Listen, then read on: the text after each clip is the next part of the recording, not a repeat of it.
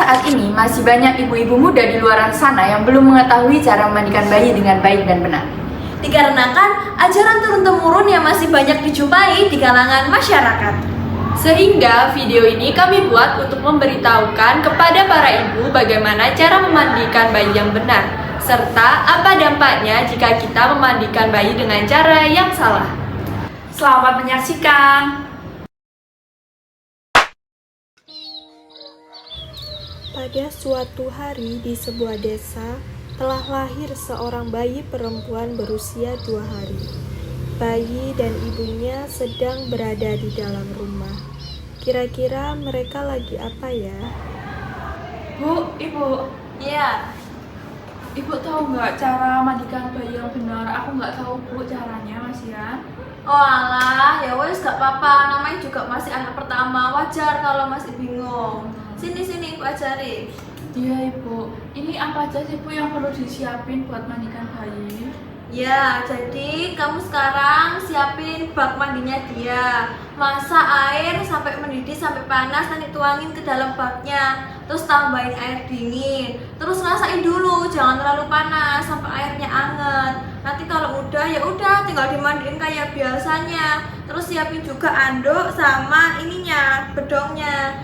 Kalau udah selesai mandi, dianduin, dibedongi, udah selesai. Tak siapin dulu ya Bu ya? Ya. Nah, jadi gini cara mandiin bayinya itu. Pertama, ini buka dulu bedongnya.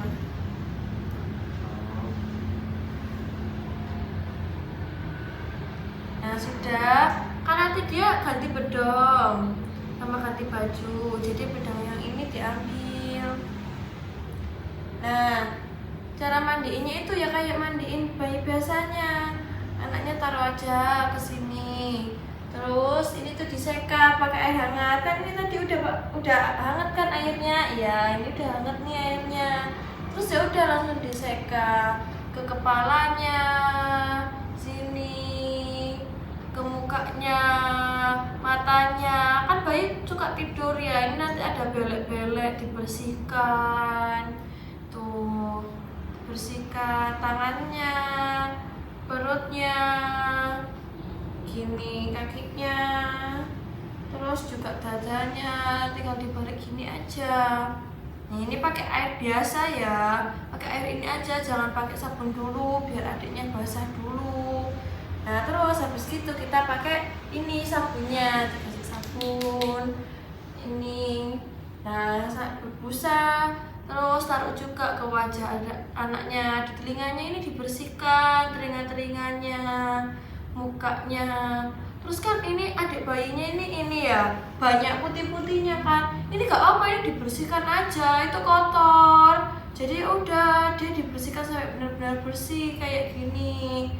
Nah, baliknya juga ini tuh kan banyak putih-putihnya, ini dibersihkan aja, digosok aja biar dia tuh bersih gitu. Nah, kalau udah semuanya kena sabun, udah bersih, sekarang dibersihkan pakai air biasa kayak tadi, tapi diganti ini wastafnya udah kena sabun ini. Nah, pakai yang baru, pakai air. Terus ini sabun-sabunnya dibersihin,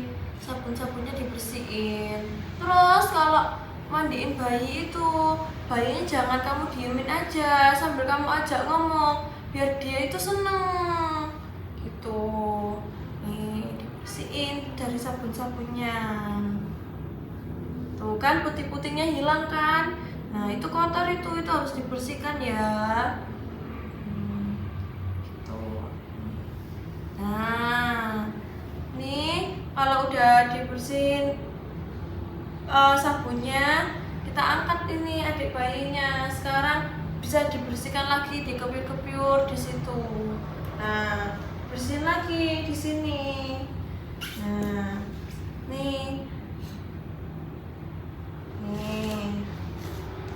ini airnya. Langsung aja dibilas kayak gini adiknya. Biar ngilangin sisa-sisa yang tadi. Ini jangan lupa kepala-kepalanya yang tadi. Nih.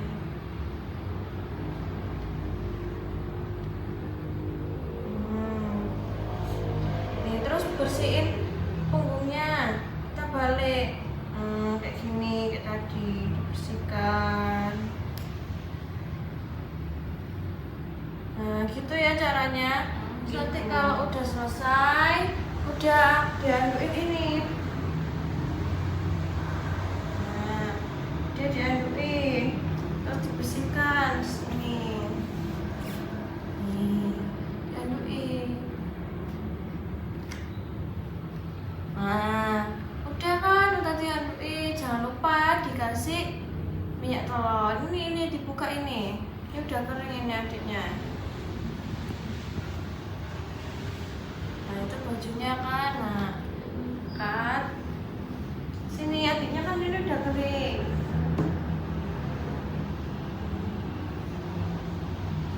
Nah, taruh sini. Nah, terus ini dikasih minyak telon, taruh tangan, diusap-usap, taruh aja di perutnya, tangannya. Udah, biar dia itu nggak kedinginan. Sudah dikasih minyak telon. Sekarang ini dia dikasih gurita ini namanya. Tuh.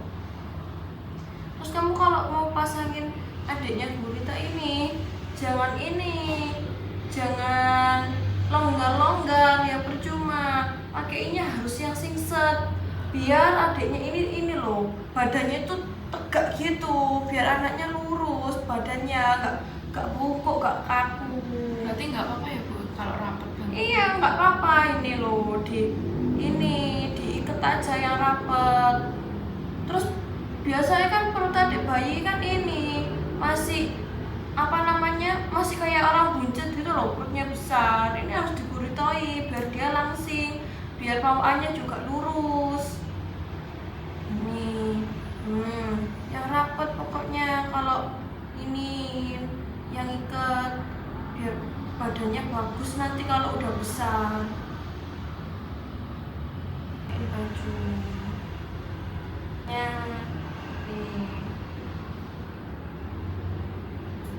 Ini kakinya. Terus kalau mandiin bayi itu jangan buru-buru, nanti mandiinnya dia nggak bersih. Mandiinnya ya udah sambil diajak ngomong, anaknya biar senang, terus dibersihin sampai benar-benar bersih. Gak usah buru-buru, gak usah cepet-cepet, gak apa-apa. Berarti lama nggak apa-apa ya Bu? Iya, juga gitu, di bedongnya yang rapat. Nih. Rapetin kayak gini anaknya. Nah, ini diikat. Nah, wes, kalau sudah dimandiin ya wes selesai. Kamu susui terus tidur gitu nih. Ya, kita tinggal diberesin. Pada sore harinya, ibu memandikan bayinya lagi. Namun, bayi tersebut terlihat menggigil. Ibu menjadi khawatir sambil mendekap sang bayi. Aduh, kenapa ya anakku kok tiba-tiba menggigil terus? Rewel, tapi pas dipeluk agak lama udah nggak menggigil lagi. Pada keesokan harinya setelah ibu memandikan bayinya, Bu, ini kenapa ya kok setiap habis mandi tuh menggigil terus? Menggigil kayak gimana? Oh, ini lagi menggigil lah ini. Walah, kok bisa? Gak tahu Bu ya, kemarin sore tuh juga menggigil. Kenapa? Ngapain kok menggigil? Setiap habis mandi nih loh Bu menggigil terus. Walah, setiap habis mandi ta. Oh, ya wes, bawaan naik ke Bu Bidan biar diperiksa. Ibu yo gak tahu. Oh iya Bu, ayo ke Bu Bidan Bu. Iya wes, ayo ibu antar. sesampainya di praktik bidan, ibu dan bayi dipersilakan masuk oleh bidan. Baik Ibu, selamat pagi. Silahkan masuk, silahkan duduk. Oke.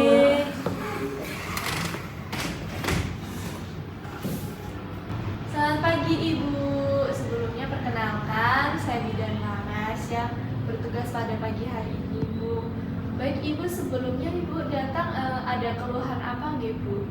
Ini loh Bu, anak saya kok menggigil terus ya Bu ya. Padahal itu udah saya minyak teloni setiap habis mandi, tapi nggak tahu kenapa ya Bu kok menggigil terus setiap habis mandi.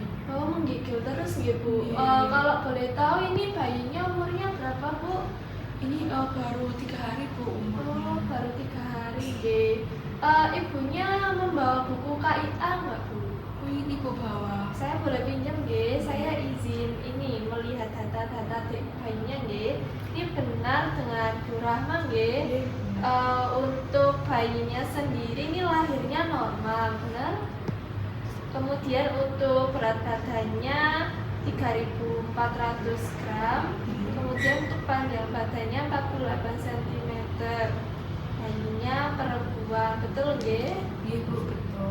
Baik Ibu, untuk supaya tahu lebih lanjut keadaan anak Ibu, nanti saya periksa dulu nggih dari ibunya apakah diizinkan untuk anaknya diperiksa dulu. Diizinkan. Baik.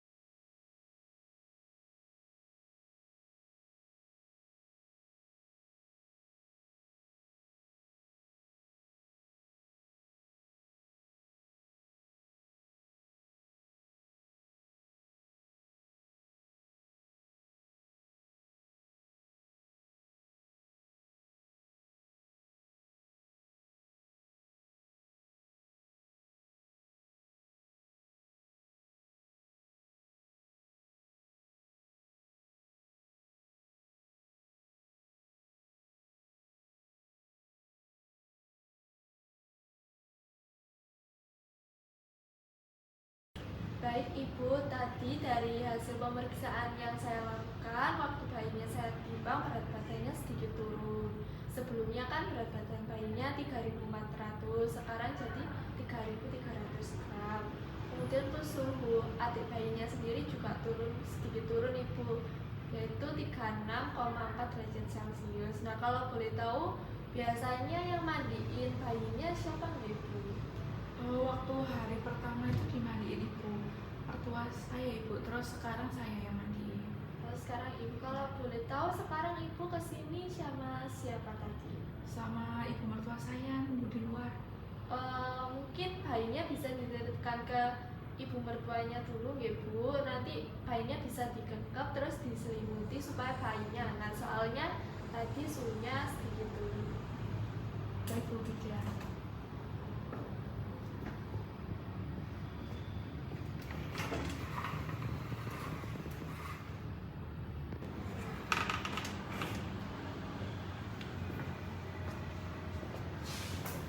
Baik Ibu, jadi sebenarnya kondisi bayi Ibu ini normal, tetapi sedikit kedinginan karena suhunya rendah. Nah untuk di rumah Ibu sendiri, apakah Ibu pakai AC? Nggak pakai Ibu Widya. Kalau boleh tahu biasanya lama memandikannya berapa menit? Kira-kira itu 10-15 menitan Bu. Kalau boleh tahu Ibu tahu cara memandikannya dari siapa Ibu? Diajari ibu mertua saya. Oh, diajarkan ibu mertuanya ya. Kalau boleh tahu cara memandikan Ibu gimana ya?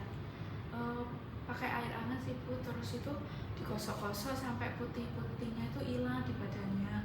Terus juga katanya itu nggak boleh cepet-cepet, jadi adik bayinya itu sambil diajak ngobrol. Terus habis itu setelah dibilas itu dikeringkan, terus dipakai minyak telon sama bedak bayi biar seger sama anget Bu. Biasanya kalau habis mandi langsung dibedong atau enggak? Iya Bu, pakai bedong. Kalau boleh tahu Ibu cara membedong itu dari siapa?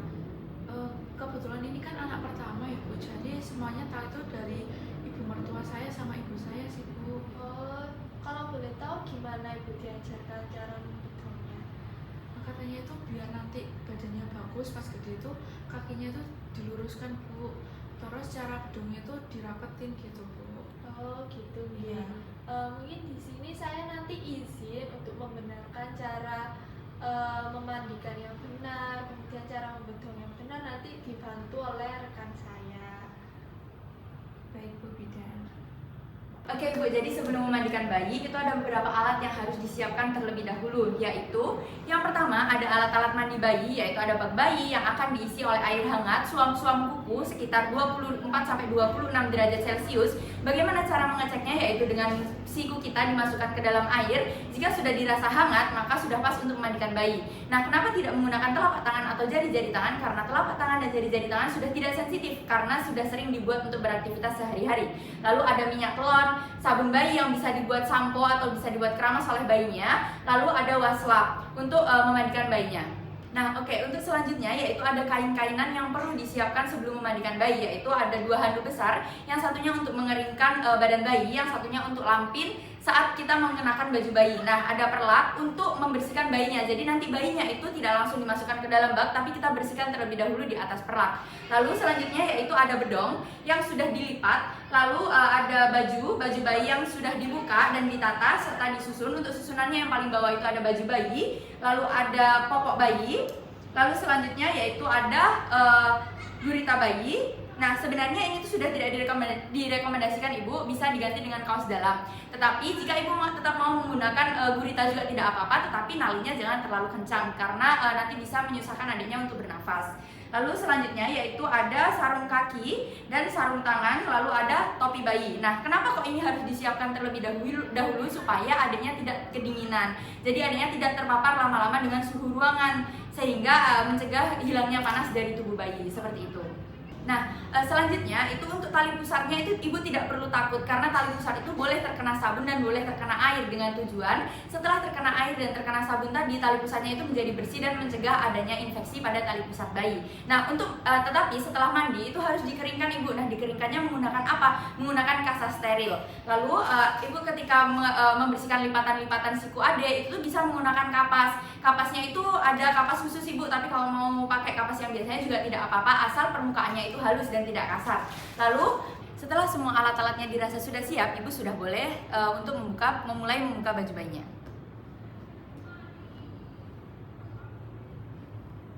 Nah, setelah dibuka dengan baju bayinya, adiknya tidak perlu langsung dimasukkan ke dalam bak. Kita bisa mengambil untuk baju yang kotor terlebih dahulu, lalu ditaruh di tempat kain kotor. Nah, selanjutnya setelah badan bayi telah diusap menggunakan kapas, Ibu sudah boleh menggunakan waslap untuk membasahi badan bayi. Nah, bagaimana cara membasahi waslapnya?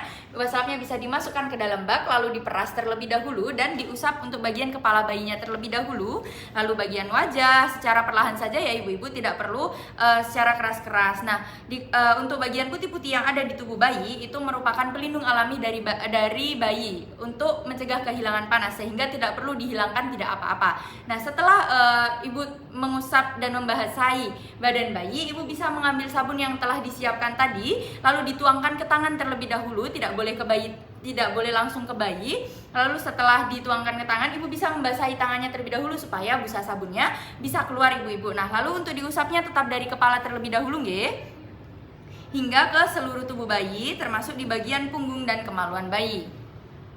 Nah, untuk membersihkan kemaluannya juga sama ya Ibu, tidak perlu digosok terlalu kuat. Nah, selanjutnya setelah bayi sudah diusap menggunakan sabun, Ibu bisa melepas waslap yang telah terkena sabun dan mengganti dengan waslap yang baru yang belum terkena sabun untuk membilas badan bayi supaya sabun-sabun yang tadi telah menempel badan bayi hilang. Tadi ya Ibu-ibu bisa dimasukkan ke dalam air hangat dan diperas terlebih dahulu. Nah, untuk mengusapnya atau membilasnya itu bisa mulai dari kepala bayi terlebih dahulu, lalu di bagian leher, badan, dan seluruh bagian tubuh bayi. Nah, untuk sabunnya pastikan tadi tidak memasuki mata ya Ibu-ibu, dikarenakan akan merasa perih untuk adiknya jika memasuki mata sabunnya. Nah, untuk menghindari hal tersebut, untuk bagian wajah mungkin bisa tidak disabun terlebih dahulu. Nah, selanjutnya setelah adiknya sudah dibilas, Ibu-ibu bisa mengangkat bayinya seperti ini. Lalu untuk 3 jari berada di ketiak adiknya dan 2 jarinya berada di bahu adik. Nah, lalu untuk tangan satunya bisa menopang bagian kaki seperti ini atau di bagian pantat bayi supaya tidak terjatuh. Nah, untuk bagian leher belakang bisa ditaruh di lengan ibu. Lalu kita bawa ke dalam bak. Nah, untuk membilasnya secara perlahan saja Ibu menggunakan tangan, diusap-usap secara lembut. Bagian kemaluannya juga jangan lupa dibersihkan. Untuk tali pusatnya diperbolehkan dibasahi ya Ibu. Lalu untuk nanti cara membaliknya, adiknya bisa dipegang terlebih dahulu di bagian leher, lalu bisa dibalik seperti ini. Nah, lalu bisa diusap bagian punggungnya. Nah, ketika sudah selesai, adiknya bisa dibalik lagi. Selanjutnya, adiknya sudah bisa dikeluarkan dari bak dan Setelah mengeringkan badan bayi, jangan lupa untuk mengeringkan tali pusat bayi dengan menggunakan kapas steril dengan cara ditap-tap secara perlahan hingga seluruh tali pusat kering.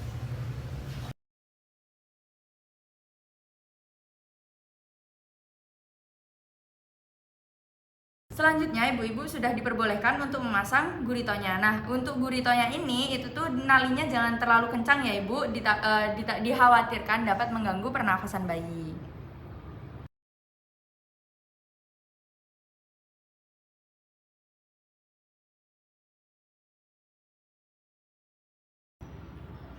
Setelah selesai untuk memasangkan gurito bayi bisa dipasangkan popoknya terlebih dahulu.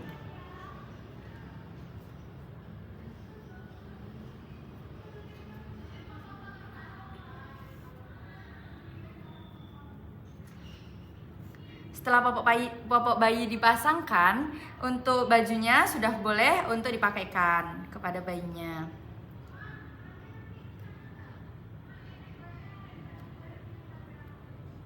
Oke, selanjutnya yaitu memasangkan kaos kaki dan kaos tangan bayi.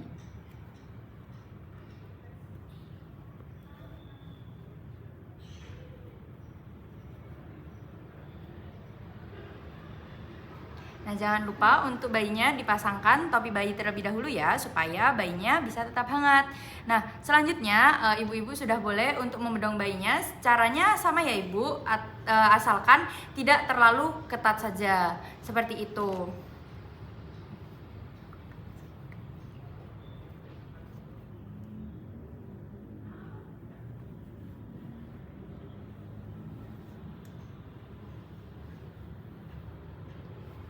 Setelah bayi sudah selesai dibedong, ibu-ibu sudah boleh membawa bayinya dan memandikan bayi telah selesai.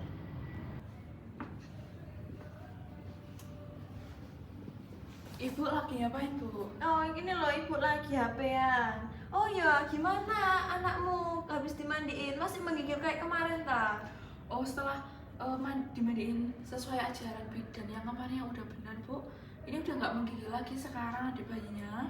Oh ya, oke, alhamdulillah kalau kayak gitu. Ibu minta maaf ya, ibu gak tahu cara mandiinnya bener kayak gimana. Soalnya emang ajaran dari dulu tuh mandiinnya kayak gitu nak. Jadi ibu gak tahu, maaf ya.